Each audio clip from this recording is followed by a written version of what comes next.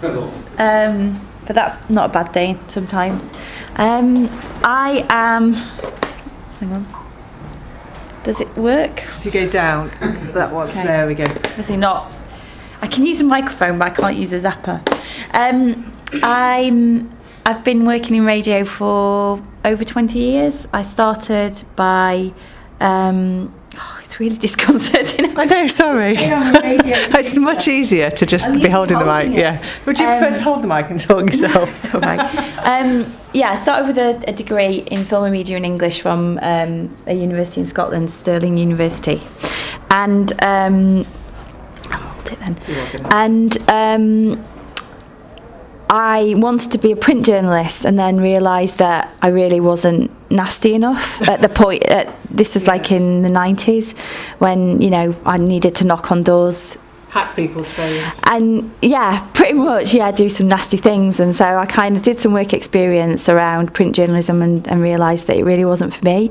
And so there was a radio station at university, and I just went and volunteered on that, and just thought, this is amazing, I love it. I'd always loved radio, because I'd always been that geek in my bedroom that recorded things on a cassette player and tried to kind of mix things myself. And when I started in radio, I trained on 1/4-inch tape, so that's how old I am.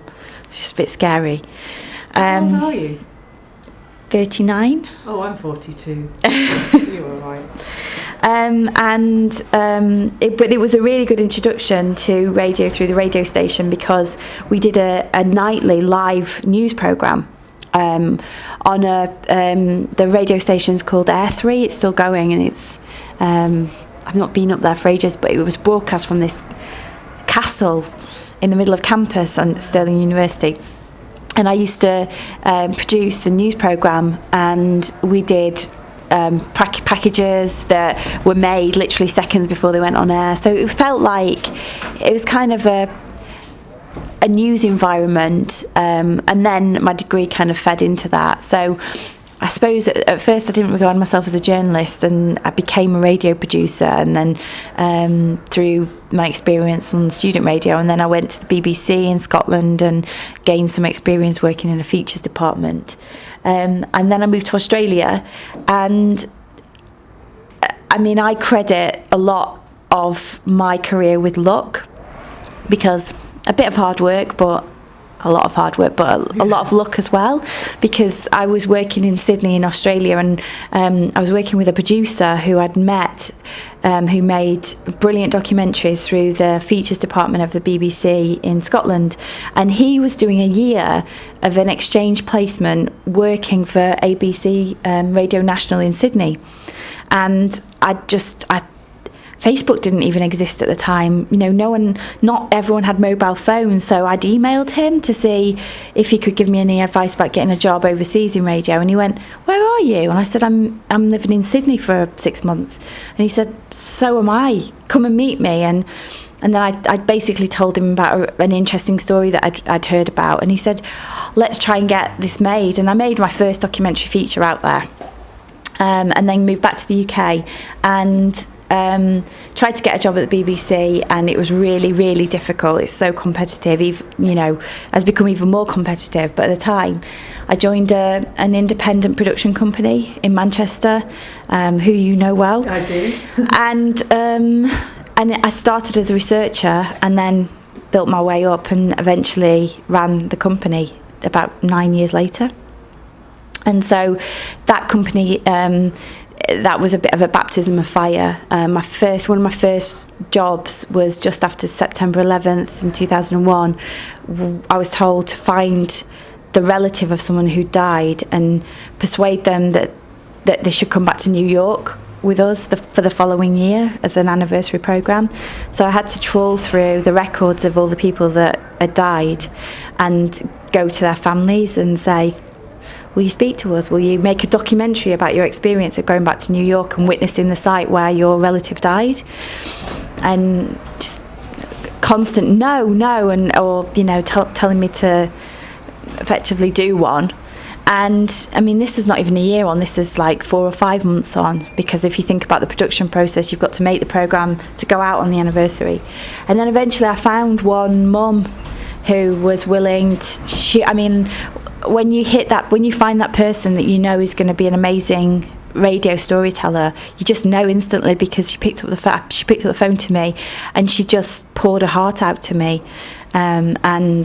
and then took a little bit of persuading, but eventually said yes. But I credit finding her with me getting a job, and so I needed to prove myself, and that was me proving myself within the company. And that company made programmes for all BBC networks, national networks.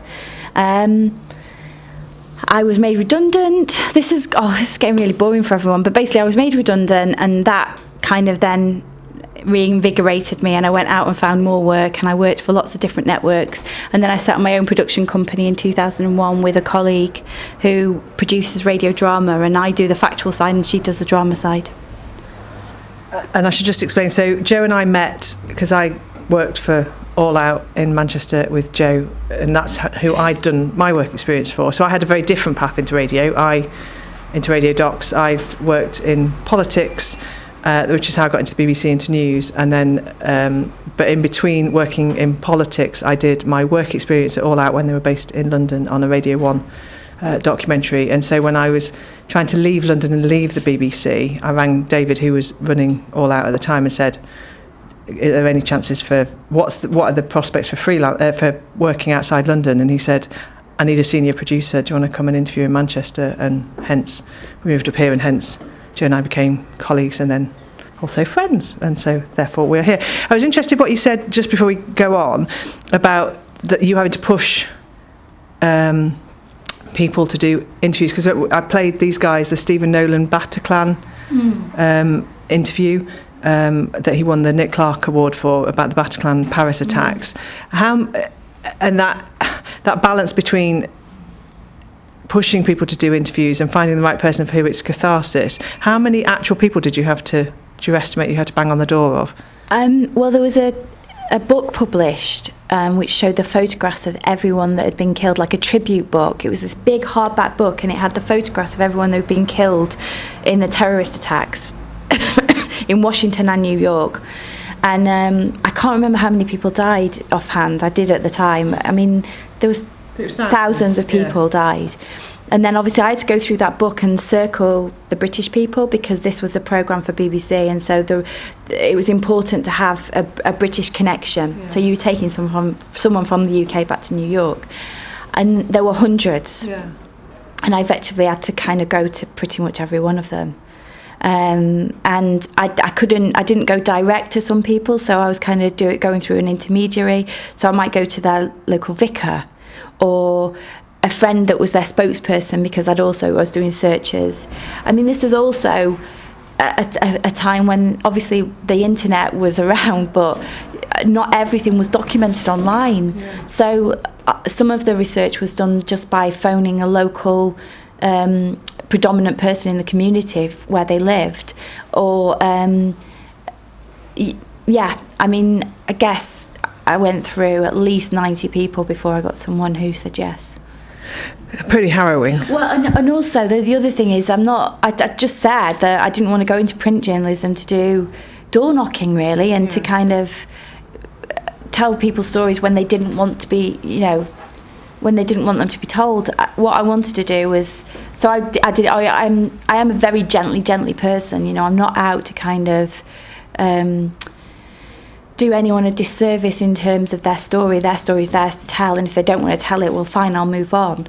And so that was, I wasn't kind of doing the hard sell, if you like. It was kind of, if they said no to me, it was like, fine, you've gone through something really harrowing. I'm not going to put more pressure on you. Yeah, and so how do you want to do this? Do we want to take questions as we're going through? Are you happy just to take questions? So if any of you want to chip in, and I'll get Shannon to whiz round. So if anybody wants to chip in, otherwise we'll just keep going. So I'll put that. Yeah. I mean, this is just something to dip into. I thought about this because this is speech radio, isn't it? And in terms of speech radio, what I make are features and documentaries, and just there are 5 key things to get in a commission and to get actually making something that's going to go out on air and actually be paid for it. That's what I was thinking in terms of these 5 things, almost like a BuzzFeed list. So what was that? Let's go back. Just what was that first programme you made in more detail? That one in Australia. The one in Australia, I was working as a waitress, not in a cocktail bar, but in a really nice deli in Sydney, but also working as a receptionist at a hairdresser's. I'd done lots of radio work. I'd done some research for the BBC and stuff. So I'd started on my path and then decided that I wanted to get some experience. I was going to go travelling essentially, but wanted to carry it on. And so I was living in a suburb of Sydney called Glebe, and the person that I rented a room from, he owned the house next door with his family. He was a lawyer, and this is back in 2000. So there weren't, the sense that there was big climate change and all those things, environmental issues they were bubbling under the surface. And he and his wife 5 years earlier had made both their houses in a fairly central part of Sydney completely self-sustaining. So they processed their own water, they had solar panels, and they powered back to the grid, and everything about their home was self-sustained, so that if everything went down, they could survive. And at the time, it was kind of a new way of thinking. And so what I did is pitch an idea about the house, but the family as well, and how they lived and what it said about them, what that house said about them, at a time when environmental issues were kind of coming into public debate. So it was an idea of its time. I should, on the subject of the environment, I should say, if anybody's watching this back on a different day, Storm Doris is accounting for the horrific sound and whistling behind us. But yeah, so that's essentially, it was a programme about the environment, but told through the prism of a house and the people that lived in it, and they designed it as well. My old mic cable is failing, but I think we're okay. So point 2, get some talent on board.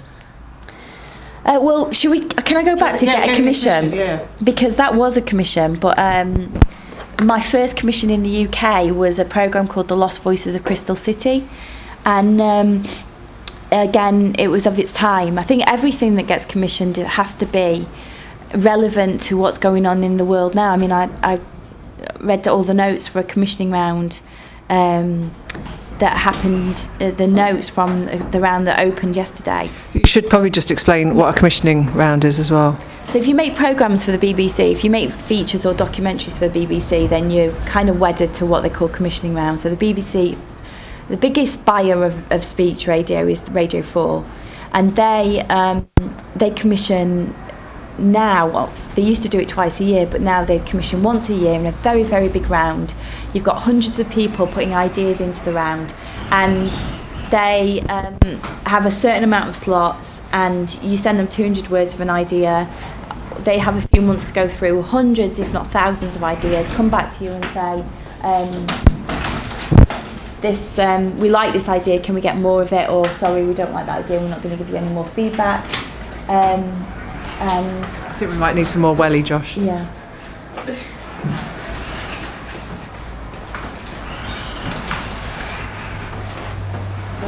It's stuck, isn't it? No, I think we're just stuck with it. At least it's fresh air. Sorry, you were saying about commissioning rounds. Okay. Sorry. Yeah, they commission mainly based on rounds, and they're commissioning 6 to 12 months ahead. So you're constantly thinking, what is going to be a big issue in 6 or 12 months' time? Or you're pitching ideas. You can go ad hoc, so you might pitch an idea that you get access to now, and it really needs to be told within the next month. And I think this year and last year, so 2006 and 17, more than any other year has really kind of, for me in my career, other than I say 2001 when the terrorist attacks happened, have been times when I've never known as much happen to as fodder for in-depth features and documentaries which need to be turned around like that, because everything changes so quickly. You know, obviously the referendum last year, and then politics in America, and I think as journalists and programme makers, we've probably been on the back foot, but have to catch up really quickly, as opposed to most other years when you're coming up with ideas that you think, well, I'll make that in 6 months' time, and we might have to change it a bit, but not that much. And now it's like it changes within hours, if not, you know. Yeah. In June last year, it's kind of, if you were making programmes, it's like, God, you would have been changing it every single hour. Yeah.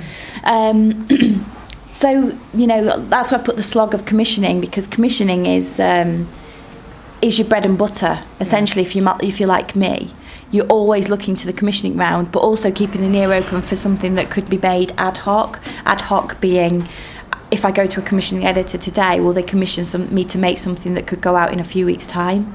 So if you can't get a job with the BBC, your best channel in, Indies basically make about a third of BBC output. You couldn't go to the BBC direct. You need to go to an accredited independent. But if you had an idea, you could go to Joe, and if Joe likes it, Joe could pitch it on your behalf. So that's, you know, that is a realistic channel in, even at, you know, your level. For anyone's level and anyone's kind of. I mean, a good story is a good story, whoever it comes from. You don't have to have a degree or you know, a qualification in journalism for that. Yeah. You were saying about the Crystal City. So Crystal City was the first programme I had commissioned when I got back to the UK. So it was the first programme I made for the BBC entirely. Because the thing I like about radio, I don't know if you guys agree, but it can be really lonely, but ultimately you're in control of it. And that was the first programme that I was in complete control of. I was the producer of. Sorry.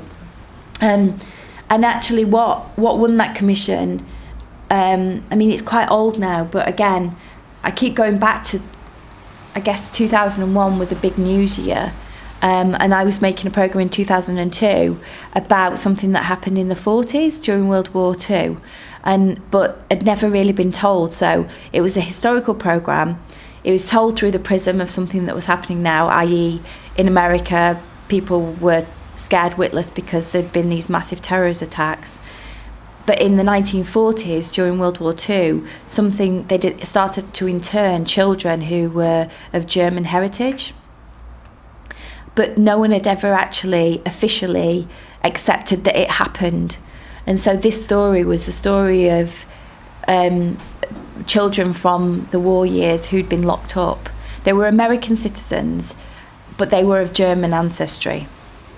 And they were locked up in camps. And so the story about Japanese internment had been told quite widely, and they'd had an apology from the American government. And at the time this programme was made, no one had even talked about the German internment. And actually it was a bit of a campaign on the behalf of the daughter of one of the people that I'll play a clip in a second. And what I like to think in my experience of researching and setting up programmes is there's usually one or two people that you'll find through, you know, good solid research who becomes your linchpin of everything, and they just know everyone.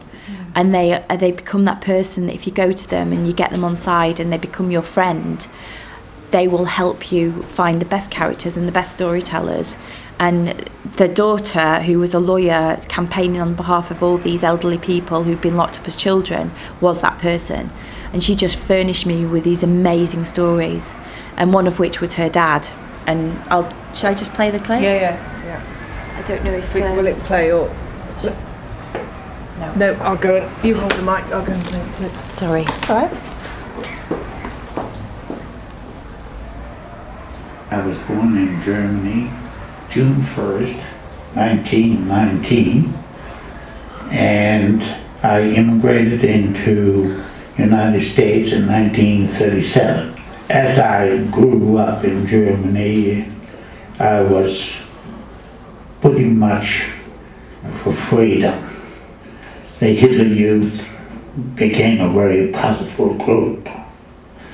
I didn't want to join it, so the Hitler Youth and I didn't see eye to eye, and we just fought. When you say you fought, you mean you physically had a fight with them? Physical fight. There's the score.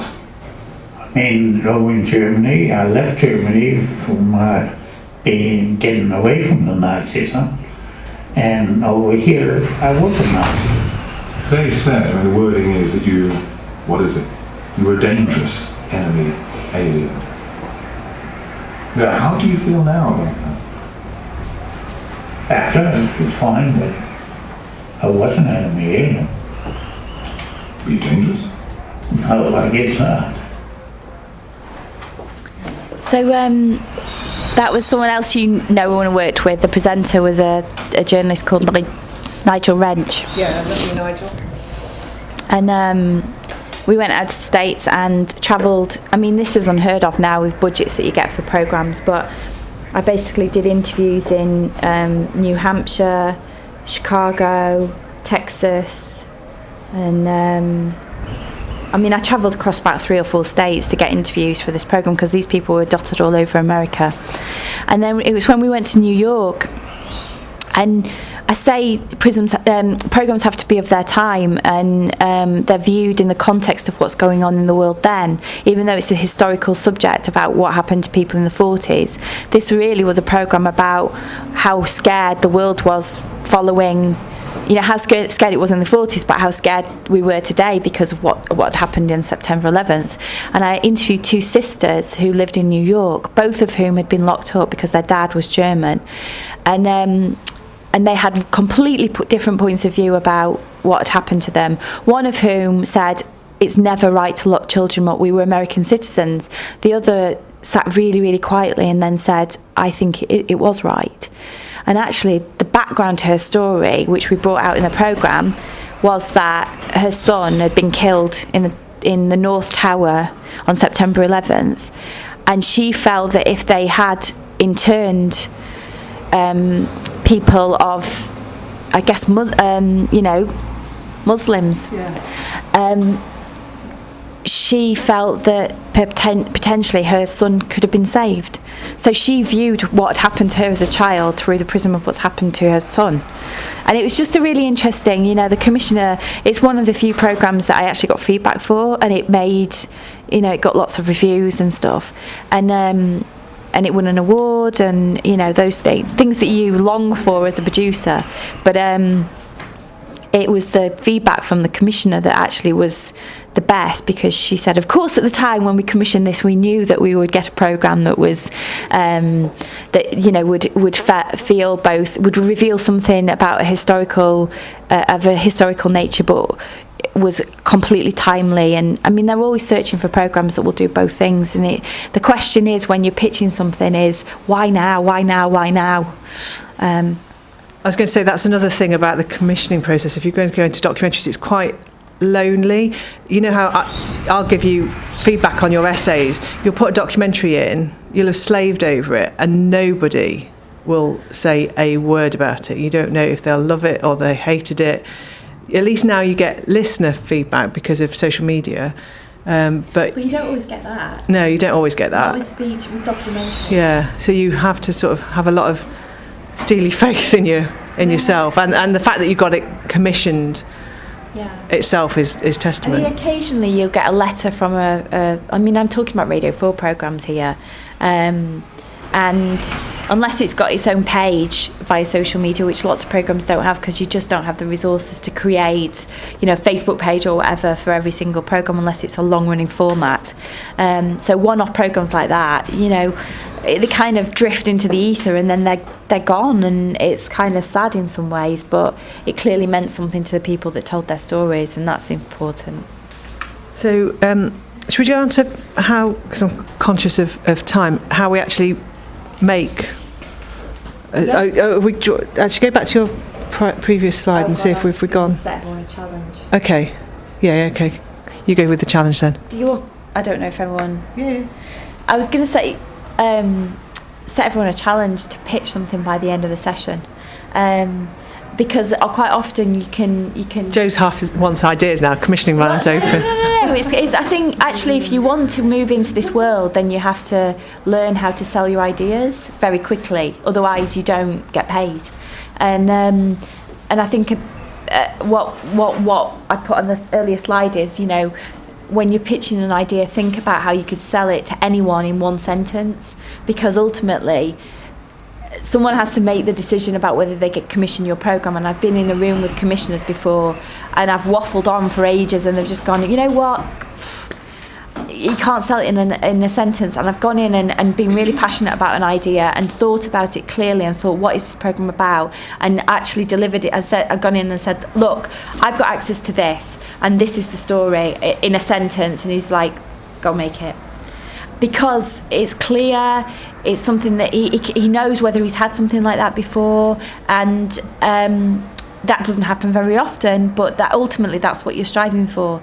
And I was in Salford at Media City last week, and I was walking to a meeting, and the controller of 5 Live comes past me and says, hi Joe, and he's on his way back to his car because he's not very well. But I'd wanted to meet him for a while. I mean, I'm on maternity leave at the moment, so you know, it was great that I was bumping into someone like that, with that kind of who I'd not seen for a while. And he was not feeling very well. He said, I'm not going to come close to you because I've got a cold. And I said, that's fine, but just to tell you, there's this idea I've got, and it's blah blah and blah. And he's like, sounds brilliant, will you send me an email about that? I mean, he could have just said, oh, we've done that, we did that last week because of, you know, could have made something up. But I think what this challenge is about is thinking about an idea that you feel quite passionate about. Just any story, just think about a story that you quite like to tell, and it's the idea is to write it down and then go back to it and write it down again, and try and make it as concise as possible, but with as much power as possible, so that if you were in the lift with a commissioner and you've got that minute to get to the bottom floor when they're going to walk out, or equally not just a commissioner but someone who can help you tell the story, what would you say to them? So that's the challenge. Yeah, my easiest ever commission was a Radio 1 doc, which is way out of my comfort zone. I mean, you know how comfortable I am with music. And the commissioner came to... Oh, can he get in? By the way, Jess is watching live, so hey Jess. Hey Jess. Okay. Jess, get in here now. It doesn't count as a non-absence. So yeah, it was, the Radio 1 commissioner came up to All Out, and I just had this idea about doing a programme about body image, where you talked to 2 girls, one who was extremely overweight and one who was anorexic, and you didn't know who was who, because you could. The beauty of radio was that you wouldn't see them, and I intertwined. So it was and the surgery format was 2 10-minute blocks. So the first 10 minutes was you heard the 2 girls talking, but you didn't know who was who, and and she just went, yeah, do it. So it was a timeless idea with just an original treatment, and it took about it was literally one of those 30 seconds came to me. She was there, brilliant, really easy to. Yeah. Make. Well, actually, it was a nightmare to make because I know nothing about music, so I had to spend an entire weekend locked in my mum's flat doing lyric searches. But the speech bit was easy. Yeah. Yeah, often one commissioner told me that the programmes that get commissioned are the ones that a producer or someone that's trying to sell them are passionate about. So not just any, some random thing, or I need to think of an idea, but something actually really, really want to make, something you're passionate about the story. Yeah, brilliant. So, where do you want to go? So talent. Talent. Yeah. That word. The T word. Yeah, it's kind of, I think for most producers, and unless they're also on air and they're a reporter or presenter, it's like, that word, it just kind of really niggles. But talent is what most people want, whether that's via YouTube or BBC Radio, whatever's appropriate for that audience. They want the person that's going to cut through and get clicks online or radar figures, and I mean it differs for different networks. So for Radio 2 they're after A-list names, big names that are actors that just bring millions of listeners to the station, whereas Radio 4 might be a bit more intellectually discerning. At 5 Live, if you get a really good football name or a sports name, someone that's in the public consciousness, but also, clearly they have to be able to broadcast, but it's about having kind of big names. And just an example is a programme I made for Radio 2 a few years back called When the King Met the President, and I just randomly put that. This is a problem, because often you'll try and pitch an idea and you'll go, oh God, who would be really good for that? Finger in the air, who would be really good for that programme, without any idea about whether they will actually present it for you. And often programmes will fall and die not just on the idea but on the name that you attach to it. So this idea was about when President Nixon met Elvis Presley in the Oval Office, and the backstory to a photograph that was taken, which is the most popular photograph in the National Archives in America, in Washington. And it was for Radio 2, and so they want big names, people that attract new listeners, and I thought that the West Wing was on TV at the time. Have you guys watched The West Wing? Oh, you've got 7 series of heaven coming to you. Watch The West Wing. Yeah. It's like the birth of box sets. That series. Yeah. That's and does everyone know who Martin Sheen is? I've heard the name. Do you know who Charlie Sheen is? Charlie Sheen. Do you know Emilio Estevez? Yeah. It's his dad as well. Have you seen Apocalypse Now? I've seen Martin Sheen in a few things. Yeah, he's in Apocalypse Now, so really famous film from the late 70s, early 80s. Anyway, he's a great actor and a wonderful person to work with, but he was President Bartlett at the time on The West Wing, so very much in the public consciousness of the time when this programme was made. And a big name, lives in Malibu, Hollywood star. And I just thought, oh God, we'll put his name down for the purposes of the commissioning round. Anyway, they came back and said, yeah, we really like this idea, but we'll only commission it if you get Martin Sheen. So then that was my task, to get Martin Sheen to present it. And he's only got an agent, or did at the time. His agent works in Los Angeles. So I was working on an 8-hour time difference anyway. And so you phone up the agent and she says, what's this for? And you say, BBC Radio. So the initial question is, how much can you offer him? It's about money. It's like, 500 quid. And in the grand scheme of things, there's someone who's like, that's lunch. That's not even lunch, that's probably breakfast. That's not lunch in LA, no. So she just put the phone down on me. And I just persevered. I just kind of sent emails and then just made a nuisance of myself. And eventually she agreed to put the pitch to him, and he came back and personally and said, this is really interesting, yeah, I'll do it. So often the person saying no isn't the person saying no, who you need to get the no. Yeah. You've just got to get through the gatekeeper, and that's the difficulty. And so he said yes. The thing about who you use to present it, often you can use people in different ways. So obviously he didn't do any of the interviews. I basically made the whole programme and wrote a script for him, which he then read by a studio in Malibu. And I was just I was in a studio in Manchester with my headphones on, and he was in a studio in Los Angeles, and we were talking to each other via microphones. But it was like we were in the same room together. He was so warm and friendly, and just an absolute pro, delivering a script that.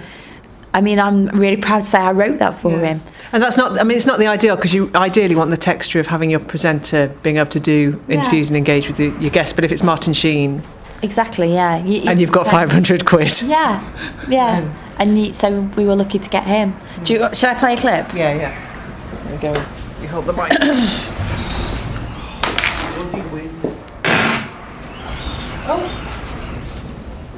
10 miles from Washington, D.C., in the imposing National Archives building, there is a photograph that is locked away in the Nixon Library.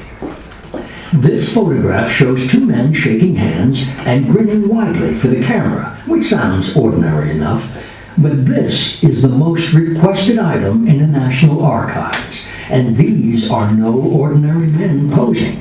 When that camera shutter snapped, They were two of the most powerful men in America. There are a number of photographs of Nixon and Elvis shaking hands in front of the ceremonial flags, which includes the very requested photograph of the two men smiling at the camera. Chances are you'll have seen this photograph. If you haven't, go to the Radio 2 website and take a look. It's online.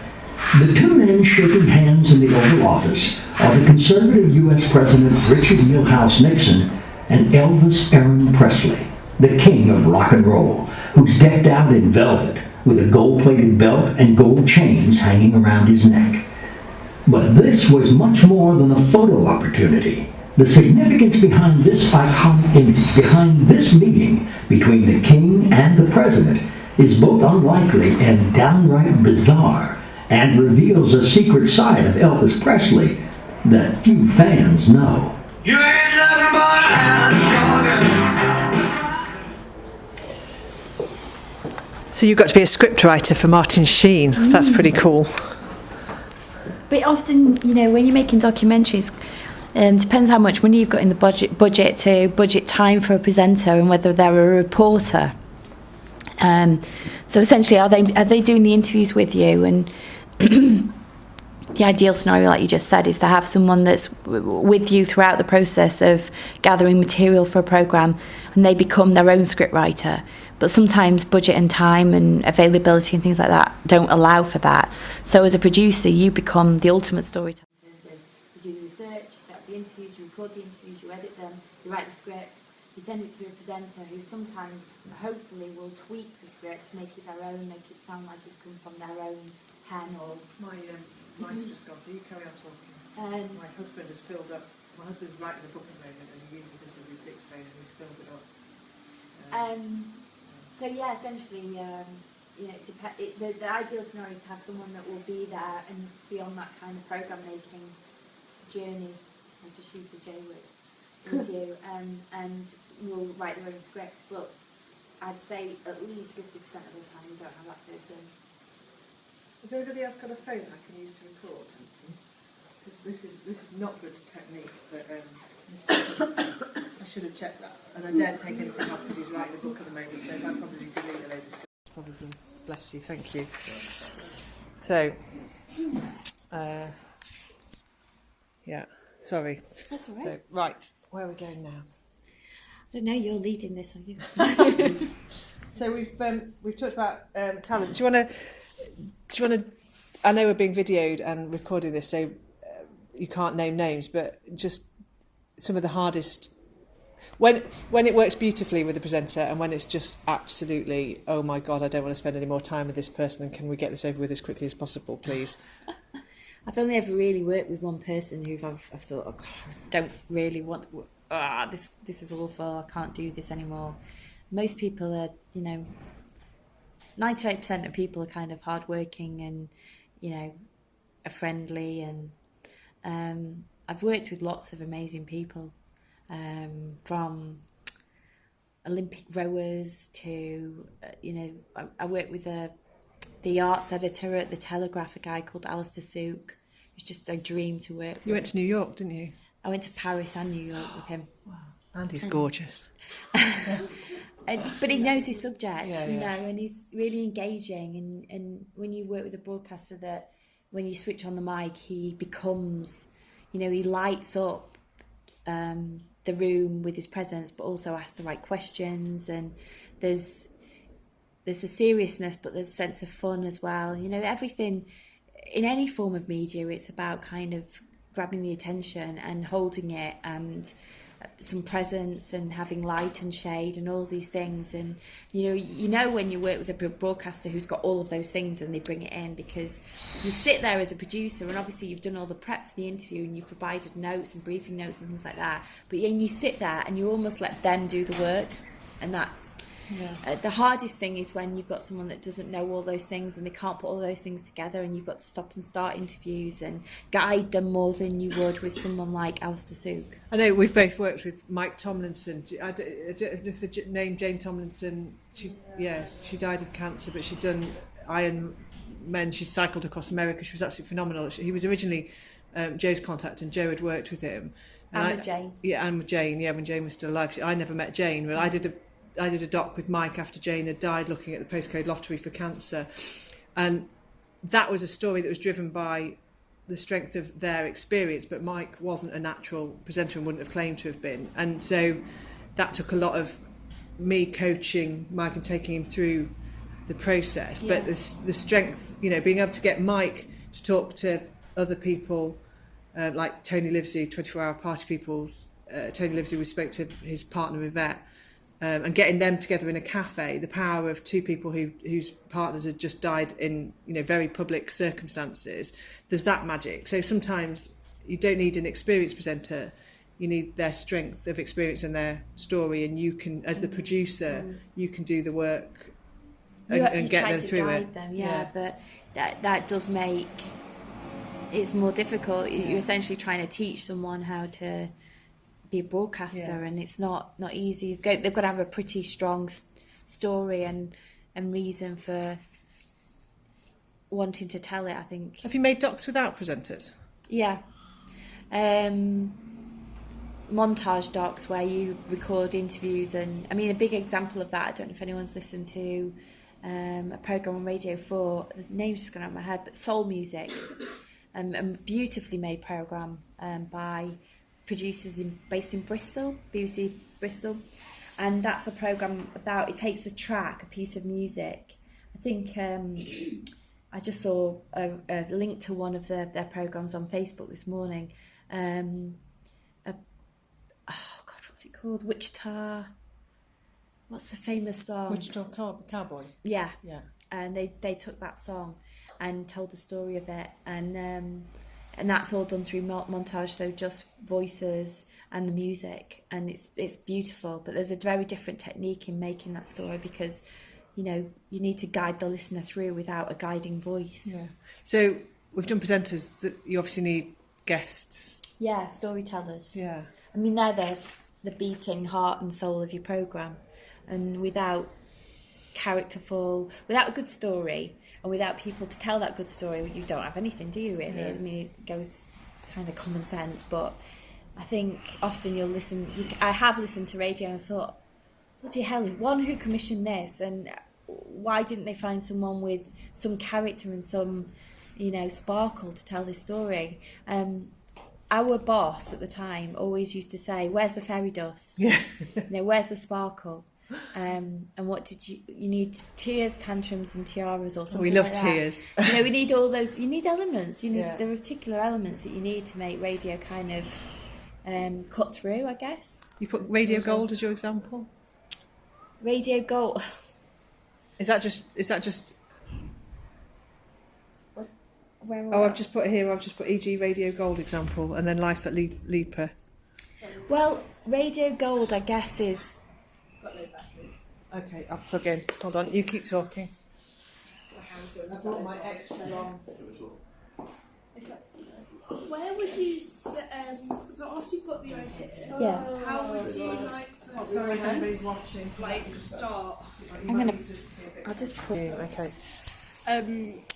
When you've got the go-ahead for a documentary idea, how then would you elaborate on the starting point and stuff? Okay. So I use this example, Bump Club. So that was commissioned. It was based around a producer in-house at Five Live's idea to follow pregnancies. And it happened again because Kate Middleton was pregnant with her first child. So it was timely. They wanted to expose real people's lives of being pregnant. Just so happened I was pregnant at the time. And so where did I go to start that process? So you start doing research, and I'll look around online for ages, different articles, who's talking about it, what's the latest science around it. Is there a news line around it? What's interesting that's not really been said? Because you're always looking for something new and original. And that might come from science, like I say, because there are always discoveries around a particular subject. Or it might come from someone having spoken out about their own pregnancy for the first time and they're famous.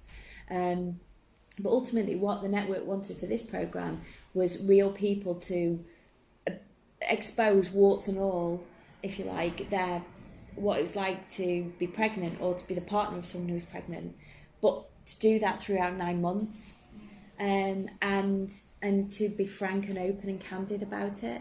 And so trying to find those real people who fit, to find a broad spectrum of people, so from different areas in the UK, different backgrounds, different ages, so you weren't hearing a similar story throughout the whole 9 months. When I've been banging on to you about news being newsy, news having news pegs, and stories having angles. So the news was the Kate Middleton, and that pregnancy. And the pregnancy, and that's your news peg as well. And then the angle is the real life. What's it like in real life to go through pregnancy, and trying to convince 10 different couples that they should expose their pregnant lives, if you like, over the course of 9 months, even if things were going well. That was especially from your point of view. Because I've got the duty of care to them. Yeah, but you're also sort of hoping that you get enough variety, which is hideous to say about pregnancy, isn't it? Yeah, especially when you're pregnant yourself. Yeah, I was pregnant myself, so kind of I was looking into all sorts of things like stillbirth and miscarriage, and the tests that you go through when you're pregnant to determine whether your child's got Down syndrome or all of these things. It's quite a fraught time. It's a nervous time, and you're trying to relay that story. Because every story you want a little bit of drama and jeopardy in, but ultimately I got to know these people, so I didn't want drama in their lives, but as a radio producer you're hoping for things to happen, both good and not bad, but you want something that's going to keep the audience's interest. And we did it with humour as well. You can use humour in that way. And we had Colin Murray and Edith Bowman presenting this series. And, Edith had just had a baby. Colin didn't have children, but their partnership had been solidified on Radio 1. They hadn't been back together on radio as a radio couple, if you like, since their Radio 1 partnership. And we brought them back together on 5 Live. And Bump Club became this club for people who were... We said it was for anyone who was thinking about, knew someone who was pregnant or was pregnant. So it's everyone, everyone knows someone who's had a baby or, is about to have a baby. Yeah. And I can't say what 5 Live are looking for at the moment because that would be revealing secrets. But basically, I describe Jo as the woman 5 Live go to when they've got a quirky idea that they need putting into action. Well, the thing about 5 Live is it's a news machine. So most people that work there are on a cycle. And you know this from your work at Radio 4. But you get in the morning and you're looking to put a programme out that evening. And so your day is focused on that or, that midday or whatever. And so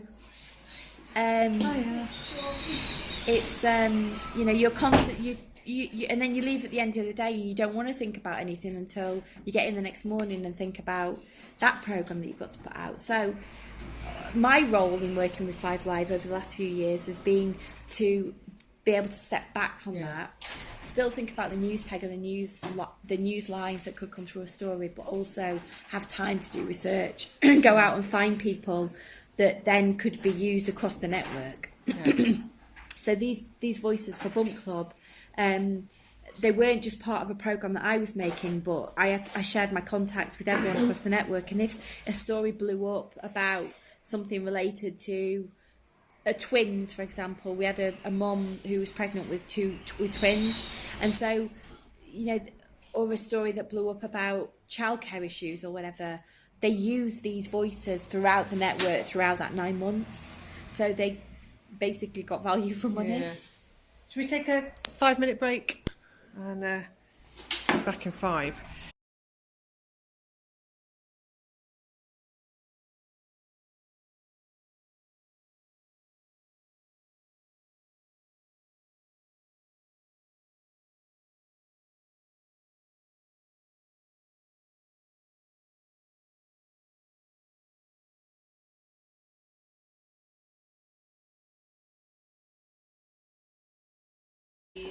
Brought them in. I've looked after. I wouldn't just bring it. So we were just going to go on to now about how you build relationships, because you've obviously, so we've talked about, you've got to have the idea, you've got to have the talent, you've got to have the guests, but then you've got to maintain those relationships throughout what can be an incredibly stressful process. Do you want to first play a clip of Bump Club, or do you want to talk about it? I'll just explain what Bump Club was and who we've got. There's Colin Murray and Edith Bowman and 3 of the women that I found. Oh, if I just drop my notes, you hold the mic. I love Colin. You do?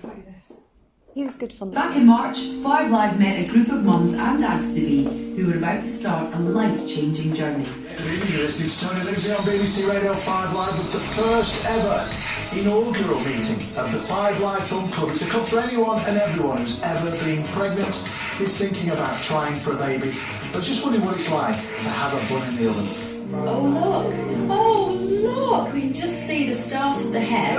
Colin, have a look. Okay, so there's a little bit of head showing. Yeah. Second one planned? Yes, but happened very quickly. In what sense? I hope my mum and dad aren't listening, but 5 times in 1 week, and there you go. We got to know 3 mums intimately across the summer.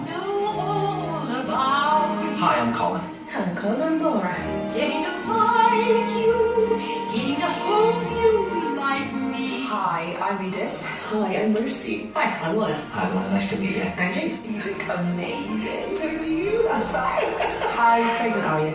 I'm 31 weeks and a half With twin boys. I'm into that stage now where it's just like, I want them out. You know, it's just like, well, no, you don't. You get what you wish for. I thought it was too many Christmas puddings, but judging by the wriggling, I'm definitely pregnant. you're beautiful. Thank you. It makes me want to be pregnant again. Wow. So it's time to hop back up. My friend Edith, she allowed her firstborn to name the child's middle name.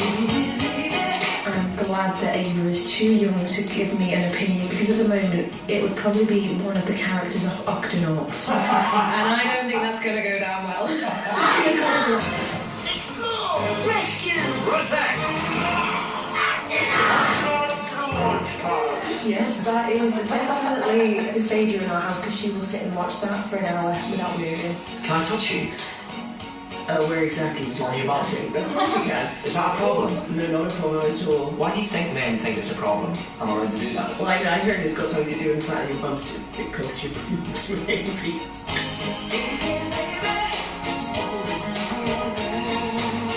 They shared their pregnancies with us, and we waited patiently for babies to arrive. Having a C-section is very surreal, because you're sitting there awake, listening to everything, and all of a sudden you just hear this crying when the baby's taken out. Baby's then whisked away, and then number 2 cries, whisked away. Before you know it, then you just got these 2 things in within 14 minutes. Getting on your very hard.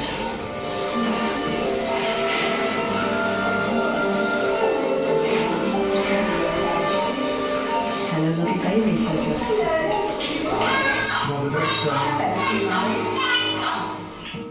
But how have they been coping? So that last bit was, we were there for the birth of Lorna's baby. She had a C-section, and it's quite scary. The world's going to end. And so, yeah, felt like I built up quite a strong relationship with them. And what was really, really important during the making of this is, and this was totally a fluke. I was pregnant at the same time. So they all had a bump and I had a bump.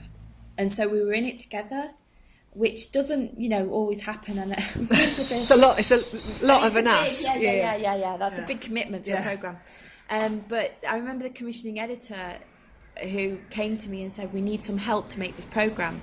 And at the end of the meeting, all the people went away and I was sat there thinking, and I was 9 weeks pregnant at the time. So you hadn't told anybody? I just vomited in the toilet on my way to the meeting. And I got on really well with this commissioner, and she was really easy to talk to. And she sat there. She was like, "So what do you think?" I was like, "It's great. It's really exciting. She was like, "Are you all right?" And I was like, she looked at me and she went, "Are you pregnant?" And I was like, "Yeah." She was like, "Brilliant. It's really authentic. Such an authentic programme. Yes." So, you know, I was living what they were going through. So I think more acutely than I'd ever been before in a programme, I was aware of how knackered they were, you know, the things. I mean, I was living the research, which you don't always get to do. So, you know, this is a bit grim, but it's my proudest moment. I have to say this is my proudest moment, because this was a pre-recorded thing, but it was also a live Sunday morning programme. Now, if anyone listens to Five Live is very manly, you know, or was, you know, I think they've made huge strides in terms of getting female perspective across on air. And but on Sunday morning, you've done a transition from Sports Week into Bump Club. And one of the segments we had in that on live radio was Ask the Midwife, and Meet the Midwife. And one of the questions was about discharge. And so... Poor Ben's looking horrified. Yeah, well, I'm sure a lot of the audience were. And Colin Murray kind of... And Edith, I ran it past and I said, we've got one of these questions. And I was like, you know, we were supposed to be doing a very candid programme, and, you know, within the realms of taste and decency, can we ask this question? And it's something that happens for most pregnant women. Yeah. And so, you know, this question came out, and we had so many responses to that via text and email, and half the people going, brilliant, thanks for asking questions that we want to know, and half of them going, for God's sake, I'm eating my breakfast. And so I think, you know, it's kind of, part of me was like, well, I did want to be a bit kind of provocative. I did, actually, because I was with a group of women that we'd asked to open up their lives, but, you know, there were certain things we weren't going to talk about. No, actually, if we're going to be talking about it, let's get it all out there, really. Literally. Yeah. But the other thing I wanted to say is kind of felt like my duty of care to them. Yeah. And that's the same for any programme that you make, especially if you're making a programme where people are exposing themselves. Yeah. And I think I take that very seriously, that kind of duty of care to people. Well, one programme Joe exec'd for me was about kidnapping. And I don't know if any of you, there's a programme on Radio 4 called The Reunion, where they bring people back, like they did a Hillsborough special. So I basically ripped the idea and did it for World Service. I reformatted and carefully reversioned. I was inspired by Reunion, which is a programme I absolutely adore and would love to make. If Whistledown Productions are listening, I'd love to make The Reunion. And did it for World Service based on 2 kidnappings. And Norman Kember had just been... this was 2007. There were regular videos being posted of people in orange jumpsuits, actual beheadings. It was in Iraq. It was, you know, very current news. And Norman Kember had the SAS had rescued Norman Kember, who was a Christian activist who'd been out in Iraq, and he'd been kidnapped with 3 other people.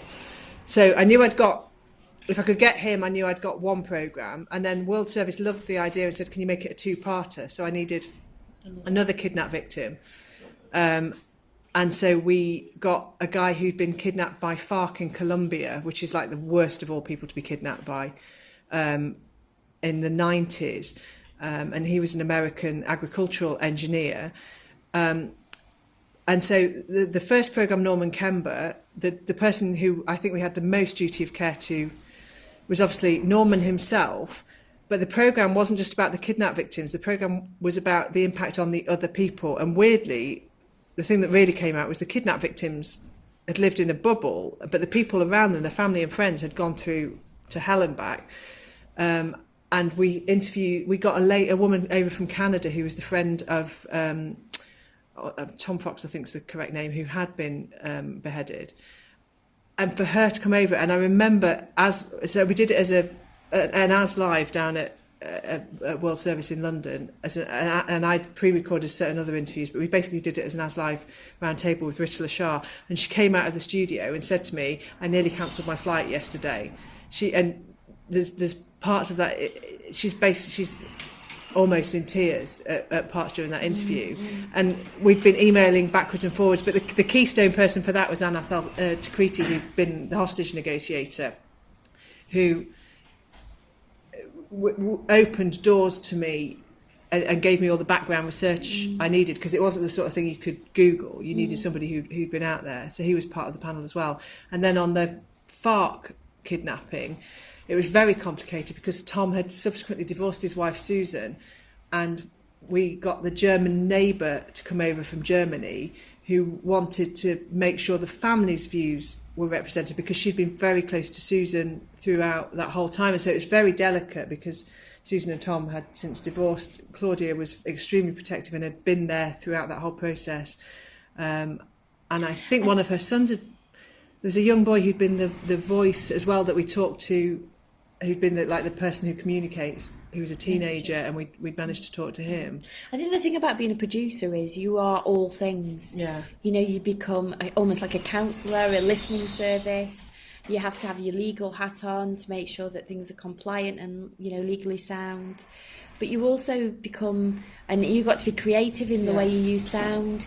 But you start to live it. You love them. You live it, and but then you have to retain a distance as well, because once they're out of the studio, I mean, it always fascinates me how much people will reveal of themselves for radio, much more than television. Yeah. You know, they might never have told a story before, but it all comes out. It's like a counselling session. Yeah. If you make them feel safe, I think they will. And that's when we did that class on interviewing, there were people that your instinct, like with Joe and the 9/11 bombings, your instinct is don't go near them, they won't want to talk. And you have to be careful in the way that you ask people, because some people, you have to respect people who don't want to talk, but for some people it is an important catharsis. Yeah.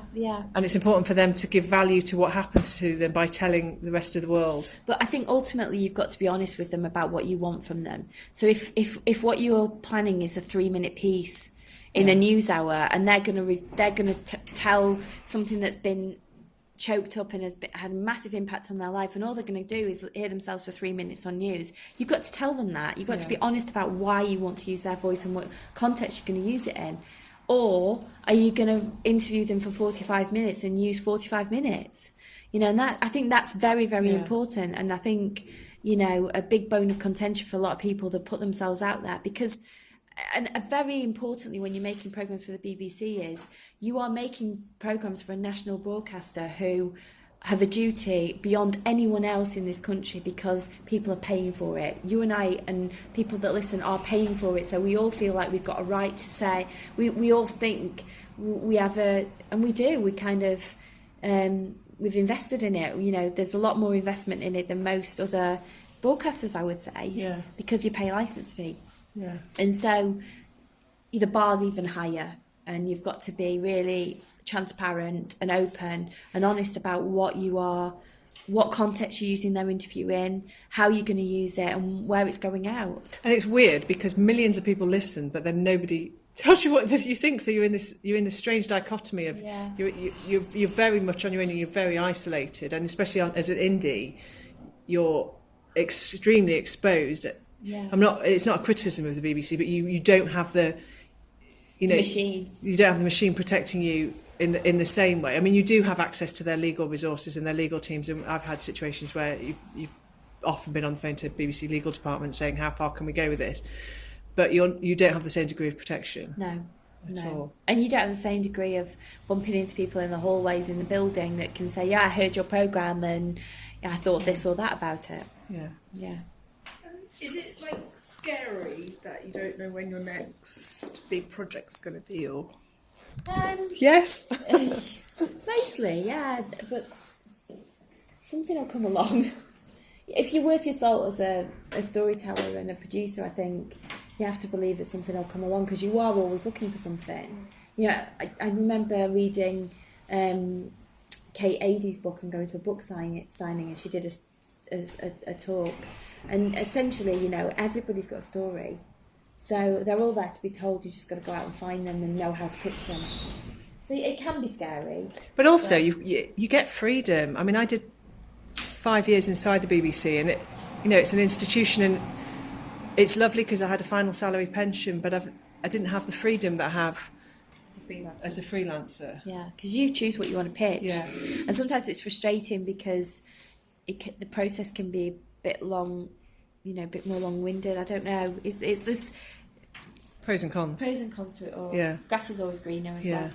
So we're going to go on to talking about the other component of documentaries, which is obviously Atmos and sound effects, or SFX as we like to say. And you did a documentary which epitomises this for me.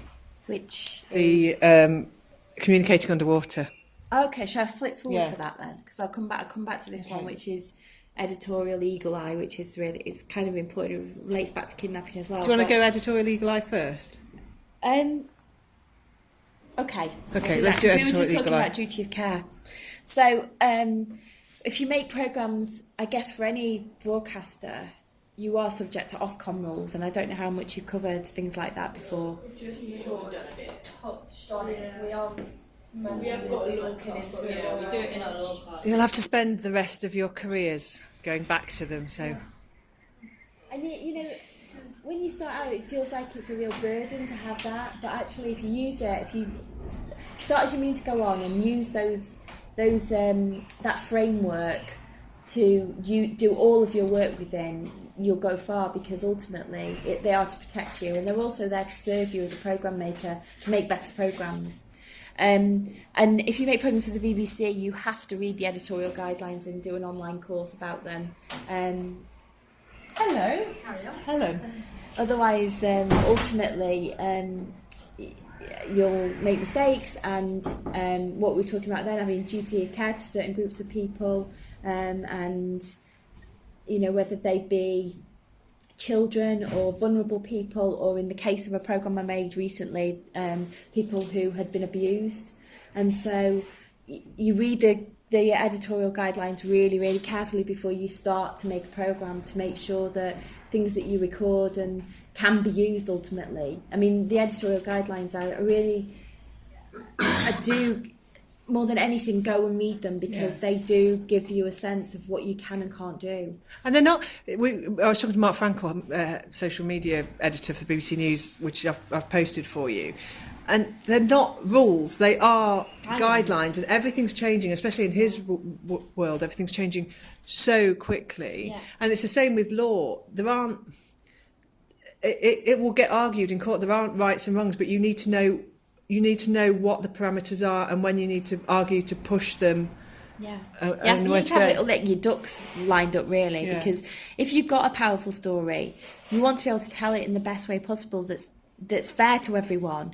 And you know, having a thorough discussion with the legal representative from the BBC or a compliance editor will flesh out your story for you and really give you a good grounding as to where you can go and what kind of questions you can ask and what ultimately is going to be allowed on air. Because there's nothing worse than that, having made a programme and then it goes to a compliance editor and they say, you can't put that out on air, and then you have to start all over again, or, you know, at least go back and do a re-edit.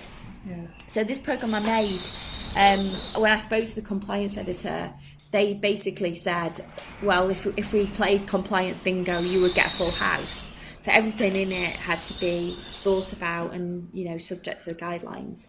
And so that's why I put take advice early, because it can help you. And also be really thorough in your research and note-taking.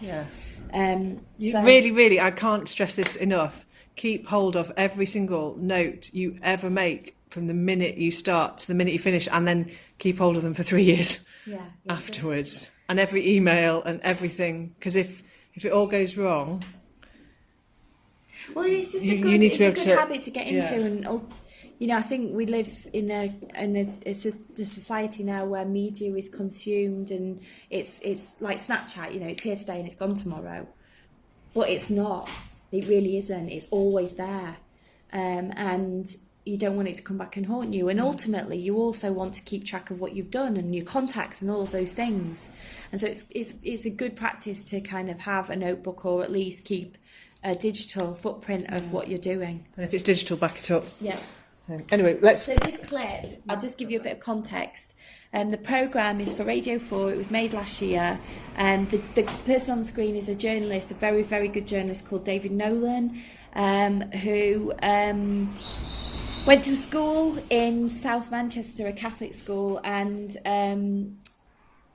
years after finishing school, a couple of lads in a bar in Altrincham, Hale, had a drink and started talking about a teacher who'd who had abused a lot of the lads at the school.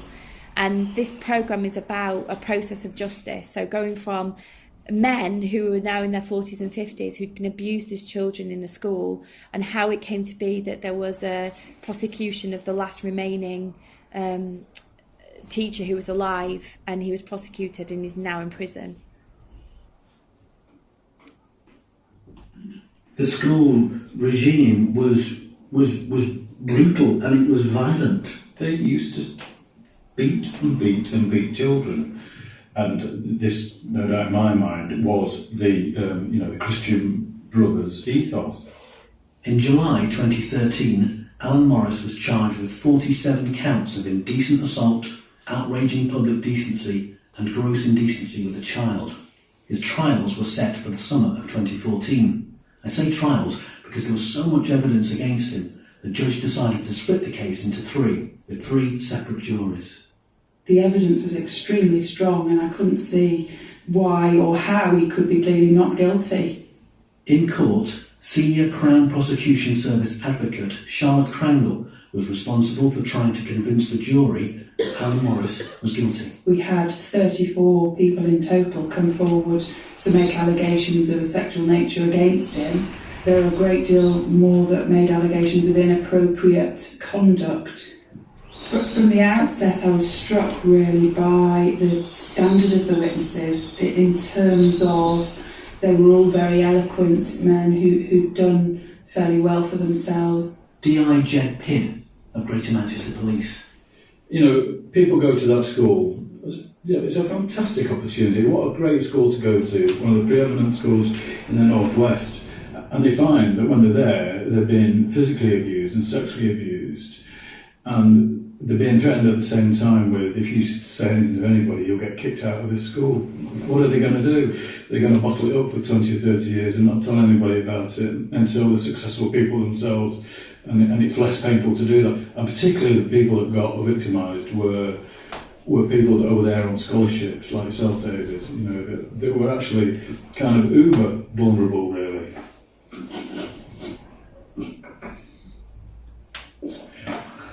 Right.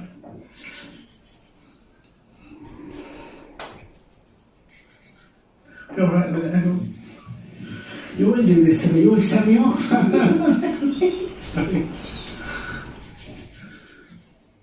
The reason why I got upset then was because you were essentially talking about me.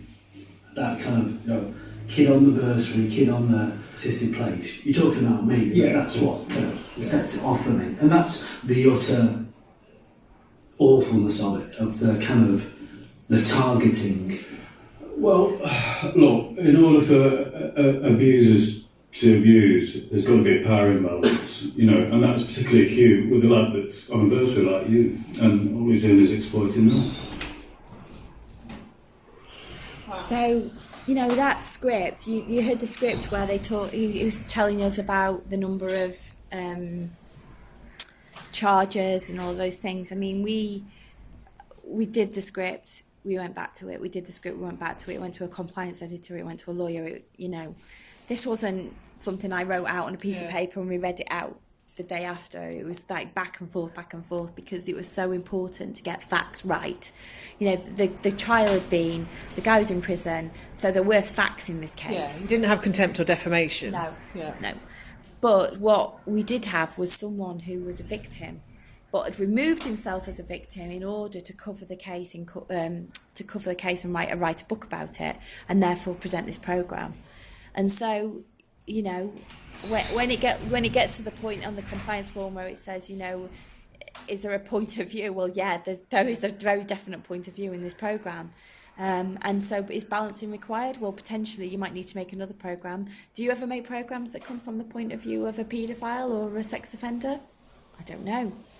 That's a whole different, another ball game, but it's just to think about some of these things when you're making programmes, and think about the context and the wider context outside of your programme as well, what's going on in the world.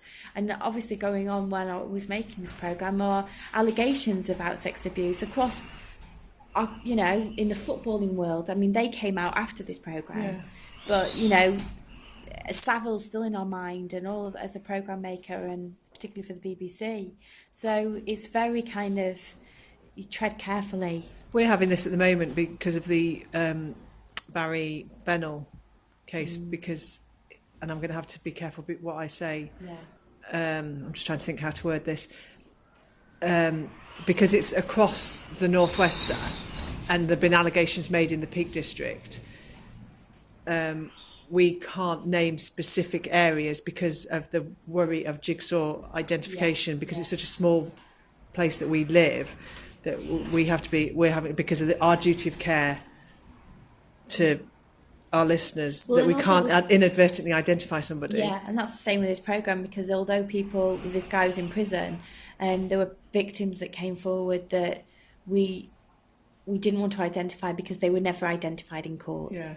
They did it under, they were anonymous. Yeah. And when we're talking about impartiality, the impartial thing to do would be to get the paedophile on.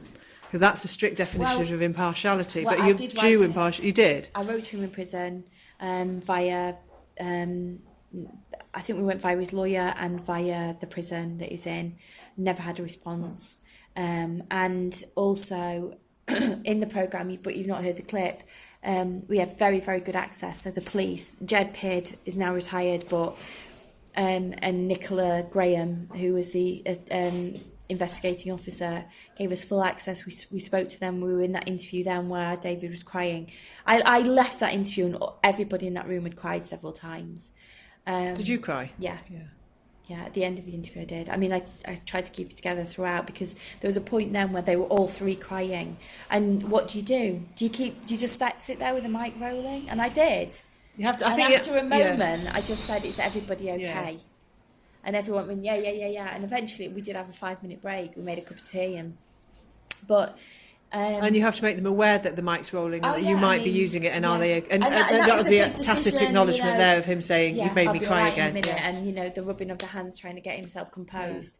Yeah. And clearly, I put that in the programme. We had a long discussion about whether it should be in the programme, and is it there because what's it there to elicit? Yeah. And actually, it just shows his experience, and that's why he's presenting the programme. Whereas I had a presenter, I can't remember her name, who did the homelessness 5 Live report with me, and we went out on a street visit where a charity was doing a soup kitchen, and she was so moved that she cried, and I recorded it, and then we had a discussion and decided not to use it because the story wasn't about her, and therefore it was inappropriate, even though in a way it was radio gold, because it was, it had so moved her, but it would have made it about her and not about them. Yeah.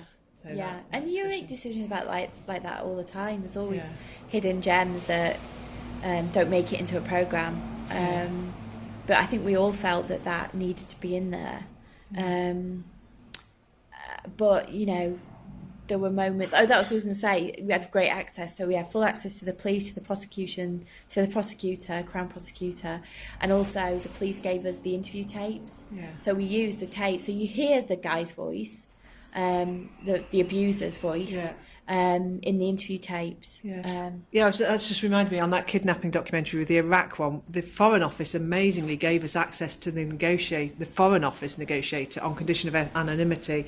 And of course I then had to go to Tony, the commissioning editor at World Service, and say, are you okay for us to do, otherwise he's not going to talk, is that okay?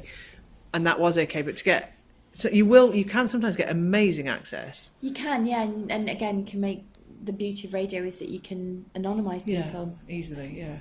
If it's, but obviously that's something that's in the editorial guidelines and within compliance, is you have to flag that up beforehand. You can't just go out, and there are rules you need to adhere to for protection of everybody.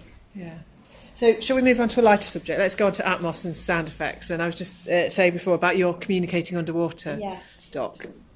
So being creative.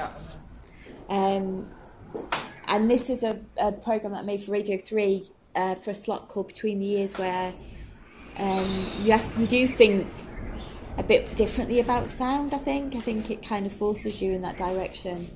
Do you want to play a clip? Yeah. I think I need to tweet for the next slide. Okay.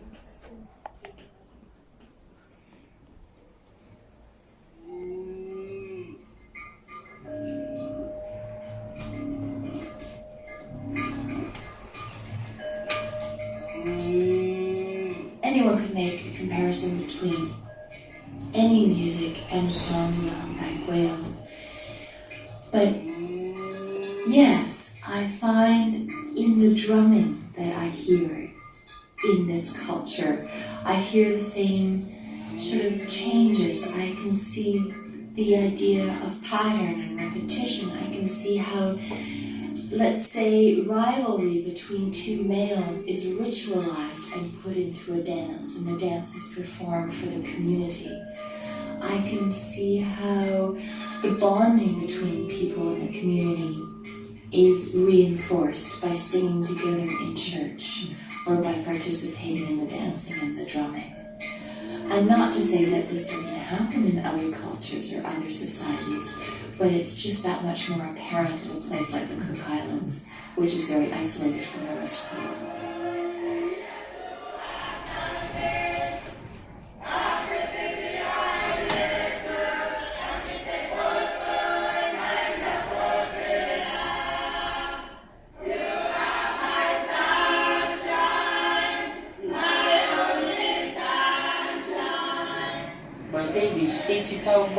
I came from the village of Alua, and pastor's wife. My husband's name is Bunny. The Cook Islands are a group of islands. Are there different songs from different islands? Yes. All their 15 groups, they have their own way of singing this song. I've been researching the Wales here and listening to their song. When I listen to Wales song, I hear the same essence of song that we sing in a very similar ways. And have you listened to the Wales song? No, I haven't listened to the Wales. Would you like to listen to some right now? Too? So this is what they sound like underwater. These are humpback whales singing.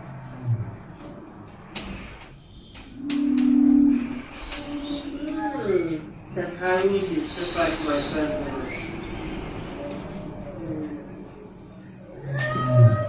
Yeah, that's how we sing. Now traditional songs.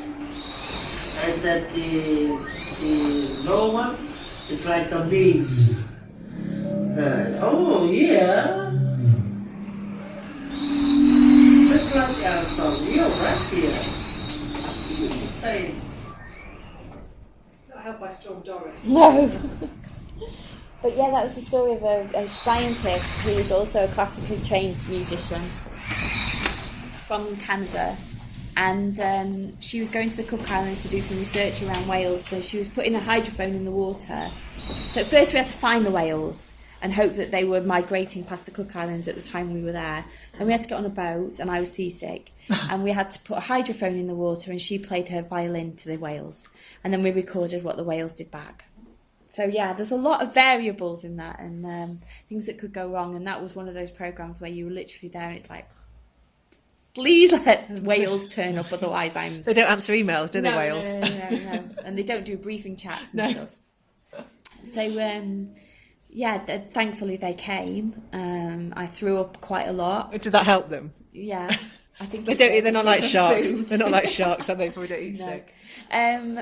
But one other element of it was we went there to find out things and really kind of explore, and we just turned up. We were exploring the island and we heard all this singing coming from a church. That wasn't set up. We just walked into the church, asked if we could record that beautiful singing, and then the pastor's wife on a porch gave us an interview. And a lot of this was in the hands of the gods in a way, the radio gods, of what we were going to get. And being a bit creative and just recording everything and experimenting with sound, and the equipment we used to record was going underwater and playing the music underwater and then recording the whales underwater. And it was a massive learning curve for me to do something that's storytelling that's a bit more creative, that relies more heavily on recorded sound and not just voices, and telling a story in a different way. So what are your general rules for sound effects? Get as much as wild track as you can. If you go into it, the wild track in this room is very wild today, isn't it? Try and get the voice as clean as possible. Get plenty of wild track. Just think about sound. think that's the main point, is just to not just wing it. Think about how you want to tell a story and what sounds are you going to need. And don't just shoehorn them in. No, don't use sound effects, canned sound effects that other people have recorded. Always try and record your own and build up your own stock of sound effects. And if you've programs about, I don't know, baby. I mean, I have to be honest. I've got a 6-month-old at home, and I'm currently thinking about a program that I'd quite like to make about postnatal depression. And I hold my hands up. I don't have it, but I know lots of people that have been through it. And in my head, the story needs to be as close to someone's life as possible. You should talk to my brother-in-law. He got locked in the cupboard by his mum. Well, I mean, it's so prevalent. But actually, what I'm doing at the moment is recording my son. And I use my iPhone or a professional kit.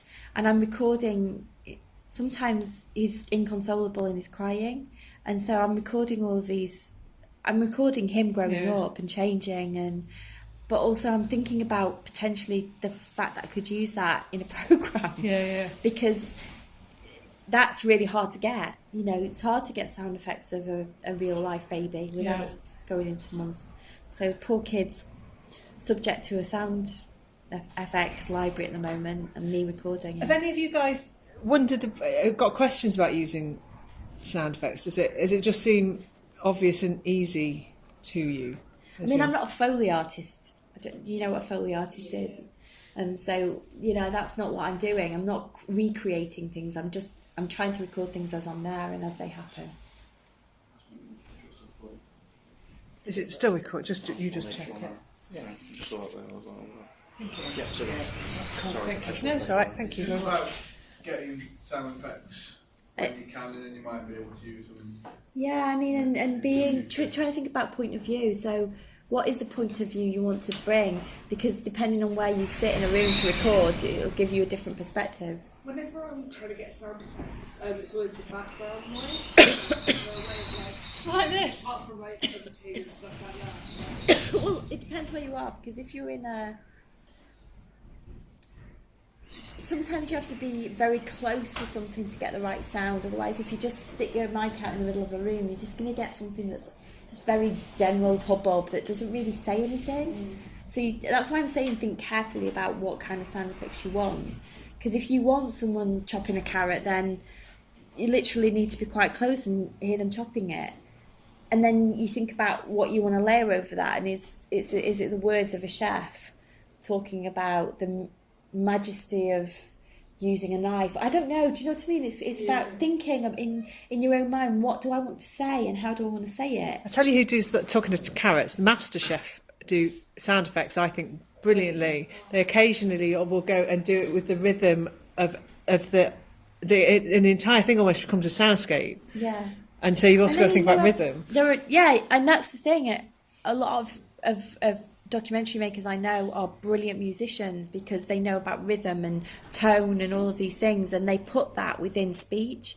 So they'll edit the speech to kind of become its own rhythm, and that takes you somewhere else, and that's a different way of telling stories to what the abuse trial was, which was just very raw, personal, emotional audio together with reporting. So don't be scared if you don't need sound effects. You don't need them for every programme. I mean, they would have sounded really weird in the abuse trial, but actually to not have this layering of sound in the Radio 3 documentary I made would be equally weird. So it's horses for courses. Yeah. Just keep the mic on. Do you find you have to be passionate about the documentaries you want to make? Yeah. Like with this one, is Yeah. it something you looked into? I mean, I was telling Lissa earlier, I mean, that was a passion project, but I was lucky enough that at the time the budgets were, I went to the Cook Islands. It wasn't, talk about Busman's holiday. It was, and there are programs I've made that I've just not been passionate about, and you can tell that in what comes out of the radio. Telling Lissa earlier about a program that, you make mistakes in your career and then you never make them again. And there are programs I've made that I've not been really committed to and passionate about, and I've made them almost like painting by numbers, and you can hear that that's not quality radio to me. I was just listening back to the Mike Tomlinson one that I did yesterday. Listening back yesterday to the one I did 10 years ago now. And you can tell I'm a news producer gone straight into docs, because I'm very excited that I've got the head of the National Institute for Clinical Excellence, and I think he's the third clip in. And if I went back and made that now, I'd go human interest at the top and I would have rearranged it. But for me, it got a Guardian article off the back of it. So, I tick the brief there, but in terms of storytelling, it's not the most powerful storytelling. I think you listen back to things and you learn from every programme you've and you're under stress and you're desperate to get it in and stuff. And time pressure. Yeah.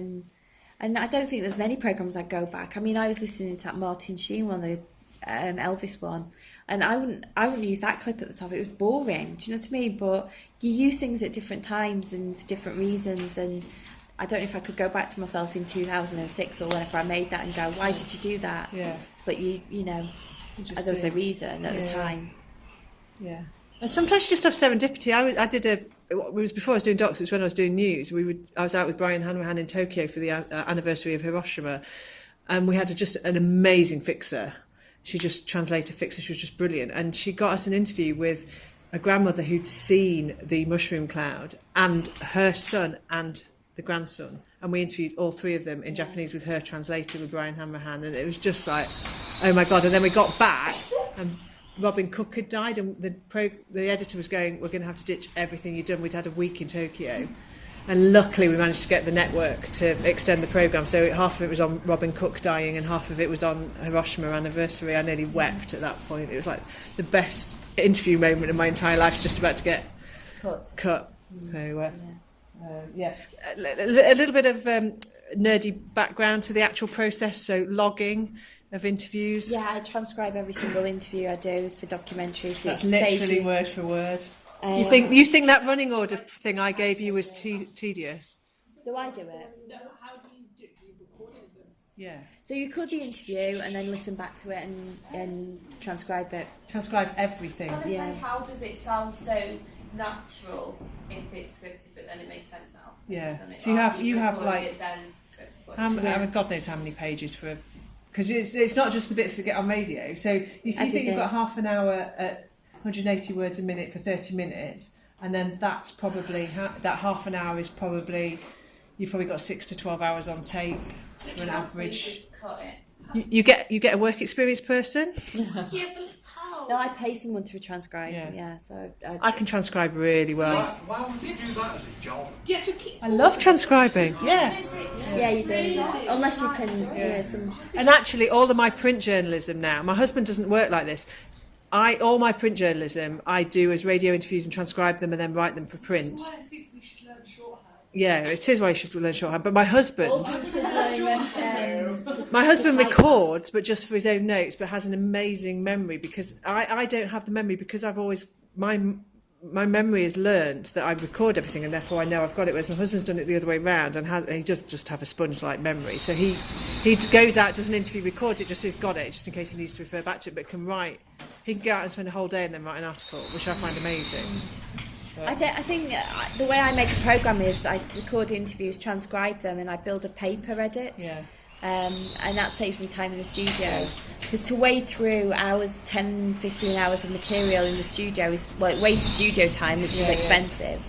And actually you've always got a record of every interview that you've had. Then you can go back and say, I know at one point in the interview she talked about X or Y. You'll be nagging in the back of your head. And it's just like, well, I could listen back to the interview 3 times and go to different bits of it, or I could just look on paper and go, I can see at 42 minutes she says what I needed, what I want her to say in this. Or you have that frustrating moment where on paper or in your head it sounds amazing and you go back and it's not as good as you thought it was. You've translated it into your head and slightly romanticised it. Equally, like when I'm recording an interview, I'll kind of make mental notes like, oh God, at 5 minutes in, that was radio gold, I need to use that. And then hopefully the transcript will kind of back up what you've thought when you're recording the interview. How long do you, I know I'm conscious we've only got 10 minutes left, how long do you get to make a documentary? I know that's a piece of string question. I made a programme in 2 days and I've made a programme in like 12 months. So I just did a series where we were following the final year students at the Liverpool Institute of Performing Arts, and we recorded them over 9 months, like Bump Club, over a long period of time. Whereas different to Bump Club, something was going out every week for that. This programme was 3 documentaries, which we had to condense 9 months of recording into 3 programmes. That was quite hard work. And then I made a programme about bushfires in Australia. The bushfires were still happening when the documentary went out, so that was made over the course of like 24 to 48 hours. We used to work on a programme called the 5 Line Report, and I went to Bosnia and recorded a programme over the course of 3 days, but I think I flew out on the Tuesday and the programme went out on the Sunday, and I had to make a documentary and do a live thing as well. So it depends, really. A week to 2 weeks was typical for the 5 Live Report, wasn't it? Yeah. And we used to have to do a live version and then a half-hour doc version. And for budget reasons, you are restricted in how much time you can put into certain things. So for a Radio 4 documentary, usually it's about 15 days. Yeah. And how much money do you get paid?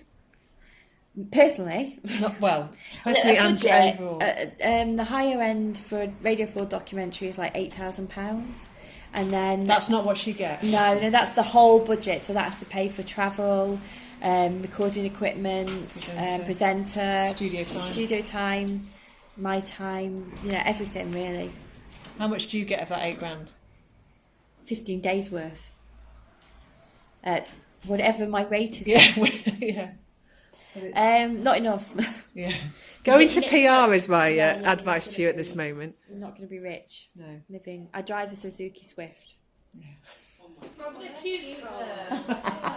There's no Maserati in the radio world. No. It's fine. I've got a 20-year-old Nissan Micro, so Yeah, one of our corporates didn't fit her. Dented wing. So, Joe gave you that challenge. We've got just over 5 minutes left. If any of you come up with the challenge answer, have any of you got budding ideas that Joe can steal? Don't worry. What's the challenge? To pitch an idea in a minute. We're talking about pitching. Don't worry, tell us. That's first thing. Don't say that. Yeah. Don't say that. If you do express models, then no. You never. I mean, day in the life. Tell us. Basically, because gun law and stuff is like changing all the time. Like, would you start something about how it's affecting different kinds of people, especially in the industry? So what industry? Like the gun industry. In the UK? Yeah. Because yeah. Oh.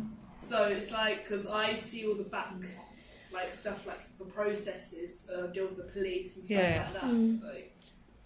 It's a bit more information, because people normally think that so easy to get a license, but it isn't. That's the germ of an idea, I'd say. Yeah.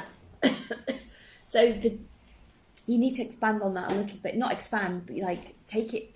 Think about all the areas that you could do something around that, and what I didn't put in the challenge is who would you want to make it for. So is this an investigation or just a general understanding? A general understanding. But which network do you want it to go out on? Or who would you be making it for? Who's your audience? Yeah. See that, but these are all the questions. Yeah. It's kind of thinking about what is it you want to make and who's it for? Is it a podcast? Is it in the style of This American Life type thing? Or something, I don't know. I mean, you could do it for a podcast for clay. There's a clay pigeon shooting. It's massive. You could do a clay pigeon shooting podcast. There's probably an audience for it. About clay pigeon rules, there's always archery. With archery, because you have British old-fashioned stuff. And it's once every Sunday you can shoot somewhere or something like that. It's one Sunday a year you're not allowed to shoot. It's a certain Sunday. It's not you're allowed to shoot a Welshman over the clock tower in Chester. So it's gun laws and sport. So we're sounding like 5 Live to me. It's feeling like we've got something that could be, and then you need talent. So if you could get somebody who would say this is outrageous, not you, Dave. The thing is, I sit because I'm a receptionist at a shooting school, and we get so many people in, and I kind of do this to their stories, but it's just some of the things that they say, I've had to wait 9 months for my new renewal of my gun license because the police are, like the head of the Department of Police in Essex is against guns. So you're getting a news angle there on gun laws holding up sport. So, That's interesting. yeah, you've got. So that's the jury idea. It's like what's not been told before, and so the stories are that police inspectors are holding up gun licenses And like with the and affecting. thing, like the Brexit, like the laws proper changing. See, that's your news peg. Yeah. So I you've mean, got Brexit a sport produces You've got a sport angle on a gun law Brexit story that you need. I'd say you need a really good presenter to. Well, I don't know if it's a potentially. And the thing is, it could be a feature for you and yours because it's Yeah, a that's true. consumer type program. Yeah. So, do you do it from a consumer angle of people that want to go and shoot for sport, and it's how the law is affecting what they can effectively do and how long you have to wait to do it, and also affecting the business and how much business they're getting. It'd be interesting. You could write it up as a pitch and send it to you and yours and see what happens. I mean, you are all people who have got stories to tell and the ways of telling them, and they're looking for freelancers to tell them. Yeah. But the thing is, I don't know what the law would be. You need to do your research. That's where your research comes in. Make. It was over a minute. So in the last. But that was good. Jess has got I've got something. I think that the radio, like some programme, should talk about them. Please, can you? The camera's putting me off. Can you just mute it? She's got a face for radio. Haven't we all? It just puts me off when I've got a camera shoved in my face and I'm trying like. So what's your idea? So I'm just thinking, like, personally, I don't think that like teenage mental health and that is talked about enough. Yeah. And throughout school and like college and university, well, I wouldn't say so much at the moment, university, but I get anxiety quite a bit. Yeah. And I know a lot of people who've perhaps going through depression like now, Yeah. or they're suffering like from these mental illnesses, and I honestly don't think it gets talked about enough. You hear about it on like TV programmes like Loose Women this morning that talking about adults and that suffering from it, but you never hear about it from our perspective, like our angles and what we've gone through, and then sometimes it does lead to the worst cases of like suicide and that. But I do honestly think that what causes the anxiety and the depression? for me, my anxiety is like normally triggered by like I always think like, oh no, like what if this isn't good enough or something like, because the pressure nowadays, I think education is actually just going up and up. Yeah. I'm And fascinated you need by to this. Stop, they're comparing yourself to others, thinking that a grade defines you, but I honestly think it doesn't. Like you need, if you want something, you put the work into it, and you should never be defined by a grade, and that's what's causing these people to like think they're not good enough, and then maybe like people as well who they're surrounded by, that triggers them to feel depressed. Or Do you know what I would love to hear is a podcast series done by you guys where you get each other to open up and talk honestly, even if you have to anonymise it, and talk honestly about your generation. From us having gone to university to you having gone to university, I'm absolutely fascinated by the mega level. And obviously, we hear about it because we get your LSAs, and we know the background that we can't talk about with all of you. But I'm shocked by the levels of anxiety that you guys have. Literally, like, it can be the smallest things though sometimes that trigger it, and you might even just wake up and think, oh no, like why am I feeling this way? And then it makes me start panicking, and I'm like, oh, can we And does that come because of a repetition of pressure? Yes, I think it is definitely that. And then sometimes people are telling you like, oh, you can't be stressed, you're too young. And it's like, well, I'd like you to sit in my shoes, and I know as well, speaking actually, I'm on a local radio station, and I've got some younger girls who come in and sit in, and I have to like just help them out. They kind of do work experience, and one of them, she's at my high school still where I went, and I left. Well, it would be about 3 years ago now, and she was telling me how all the exam boards now have completely changed, and now the GCSEs that they're doing, no coursework there, all scrapped. So I was thinking, well, how's that going to prepare you for like college or university where you're there writing and crafting these like essays and assignments, and they're there put under an hour's worth of time pressure, and they're probably not going to produce the best work they can to their ability because they're under that time constraint, and they're doing exams that myself would have sat A level, and I'm thinking that's crazy, like that's ridiculous. You can't put the pressure on people that young. Another problem is, I think the government don't help, because the government have tried to really like restructure the education system and put more pressure on. You're tested to. I can't believe how much you're tested. It's crazy.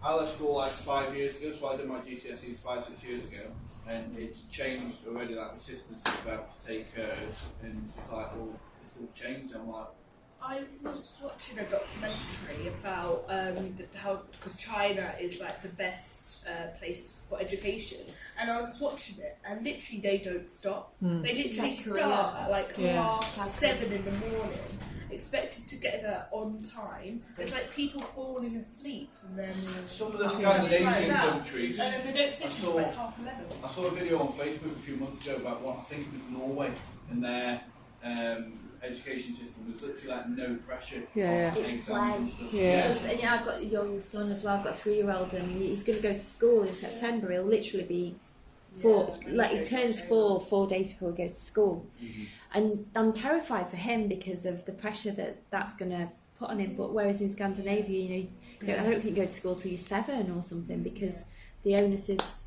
But it worries me that you don't have freedom to be creative and make mistakes, and that.